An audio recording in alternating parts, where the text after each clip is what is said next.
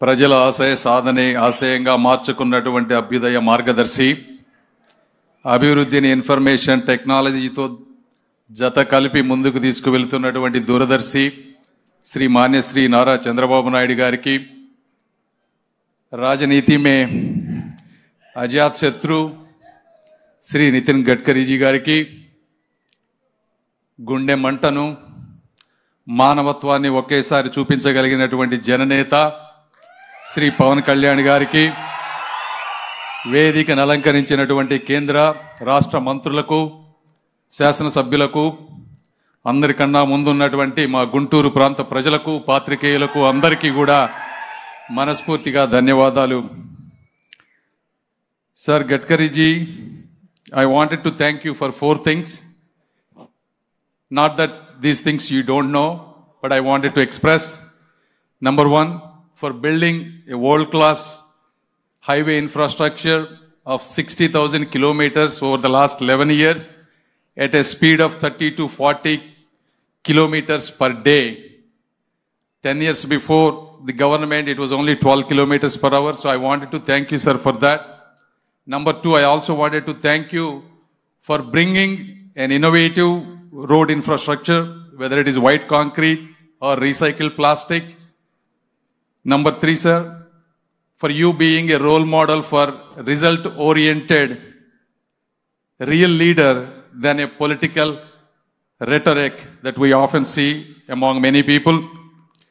And the most important 4th one, sir, you are so humble, down to earth, approachable, with an exceptional positive attitude that I have never seen in any other leader. These are deeply inspiring for people like us who are coming into the politics first time. So I have profound respect for you, sir, not as an MP and not as a Minister of State, but as a true citizen of India.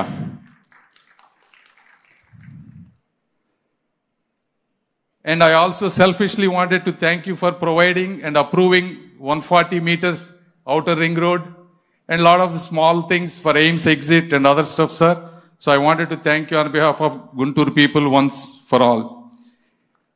And then second, ఈ రోజు కార్యక్రమానికి వస్తే శ్రీ నారా చంద్రబాబు నాయుడు గారి గురించి ఒక్కసారి మాట్లాడుకోవాలి. ఎందుకంటే దేవుడు ఒక్కొక్క నాయకులకి కొన్ని సంవత్సరాలు అవకాశం ఇస్తారు.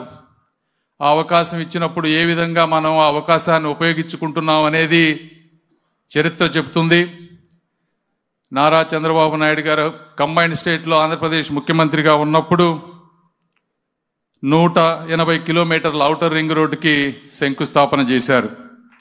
ఆ రోజుల్లో డబ్బులు లేవు అంటే వాజ్పేయి గారితోటి పీపీపీ మోడల్ని ఇంట్రడ్యూస్ చేసినటువంటి విజనరీ నాయకులు శ్రీ నారా చంద్రబాబు నాయుడు గారు.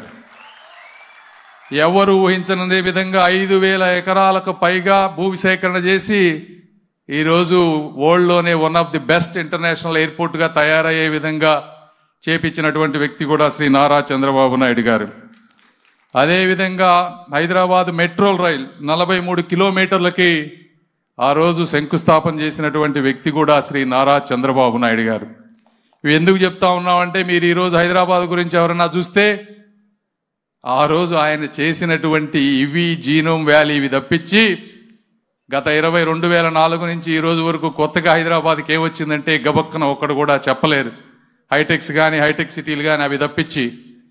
అదేవిధంగా గత 5 సంవత్సరాల్లో ఒక వ్యక్తికి ఈరోజు అధికారం ఇచ్చారు. ఆయన ఏం చేశారో కూడా మీకు అందరికీ తెలుసు. కాబట్టి అభివృద్ధికి ఆదర్శంగా ఉంటూ విధ్వంసానికి దూరంగా ఉంటూ ఆంధ్రప్రదేశ్ ప్రజలు గత 5 సంవత్సరాల్లో కోల్పోయినటువంటి ఒక మంచి సమయాన్ని మళ్ళీ ఎప్పుడు దరిదాకకుండా చేస్తారని ఆశిస్తూ వారు ఉండుంటే బంగారంగా ఈరోజు అమరావతి కానీ ఔటర్ రింగ్ రోడ్ కానీ అన్నీ ఎంతో అద్భుతంగా జరిగాయి. ఈ ప్రాంత ప్రజలకు ఉద్యోగాలు వచ్చాయి.